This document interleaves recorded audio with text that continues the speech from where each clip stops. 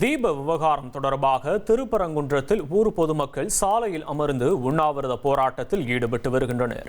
விவரங்களை செய்தியாளர் சத்யகுமார் வழங்க கேட்போம். சத்யகுமார், வணக்கம். அங்கு இருக்கக்கூடிய கள விவரங்களை நீங்க பதிவு பண்ணலாம். சத்யகுமார், வணக்கம்.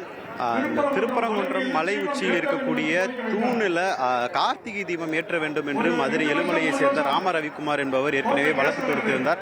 அந்த வழக்கின் அடிப்படையில் நீதிமன்றம் வழக்கு ஏற்ற உத்தரவிட்டுள்ள நிலையில் காவல்துறை மற்றும் அரசு சார்பாக அதற்கான மேல்முறையீடு செய்யப்பட்டு தற்போது உயர் நீதிமன்ற உச்ச நீதிமன்றத்தில் அந்த வழக்கானது நிலுவையில் உள்ளது. தற்போது இந்த மலை உச்சியில் கார்த்திகை தீபம் ஏற்ற வேண்டும் என்று இந்த திருப்பரங்குன்றம் ஊர் பொதுமக்கள் சார்பாக உண்ணாவிரதத்திற்கு போராட்டமாக நடத்துவதற்கான அனுமதியானது கேட்கப்பட்டிருந்தது.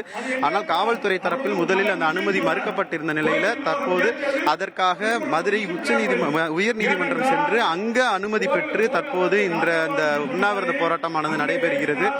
இந்த போராட்டத்தை பொறுத்தளவில் கிட்டத்தட்ட 50 பேருக்கு மேல பங்கேற்க கூடாது. மேலும் காலை 9 மணி முதல் மாலை 5 மணி வரை நடக்க வேண்டும் என்று காவல்துறையினர் சார்பாகவும் நீதிமன்றம் சார்பாகவும் சில நிபந்தனைகளும் விதிக்கப்பட்டிருந்தது.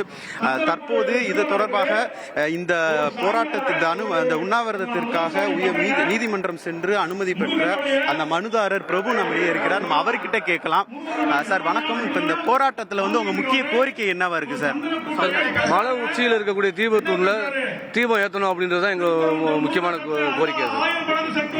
இந்த பிரச்சனைகள் நீண்ட காலமாவே இருந்து வந்ததா? ஏன் திடீர்னு இப்ப இந்த தீபத்தூர்ல ஏற்றணும் இந்த பொதுமக்கள் சார்பாக? இந்த தீபத்தூர் மலை உச்சியில் இருக்க தீபத்தூர்ல தீபம் ஏற்றணும்ன்றது 60 ஆண்டு கால பிரச்சனை சார்.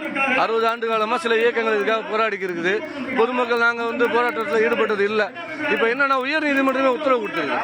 அந்த மலை உச்சியில் இருக்க தீபத்தூர் தான் விளக்கேற்றணும்னு சொல்லி உயர் உத்தரவு கொடுத்ததுக்கு அப்புறமா இந்த அரசு அதை மீறி செயல்படுது. அரசு சட்டத்தை இறையாண்மை மீறும் போது பொதுமக்கள் அப்பயாவது கேள்வி கேட்கணும்ல. இவ்வளவு நாள் நாங்க விட்டுருந்தோம். இப்ப நீங்க சட்டத்தையும் மீறும்போது அடுத்து எதை மீறுவாங்கன்ற ஒரு இது இருக்குது.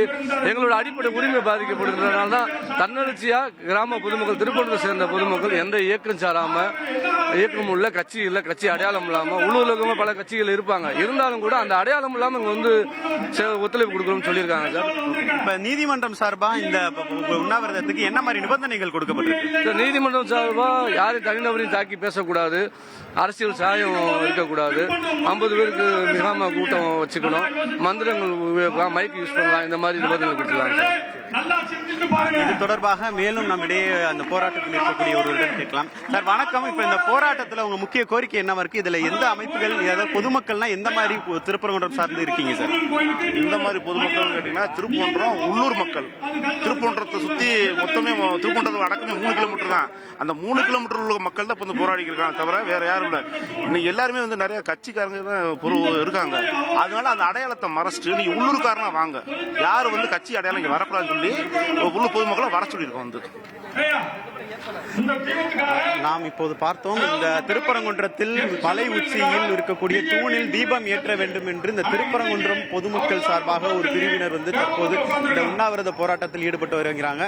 இதுல பார்த்தோம் அப்படின்னா 50க்கும் மேற்பட்டோர் பங்கேற்க கூடாது.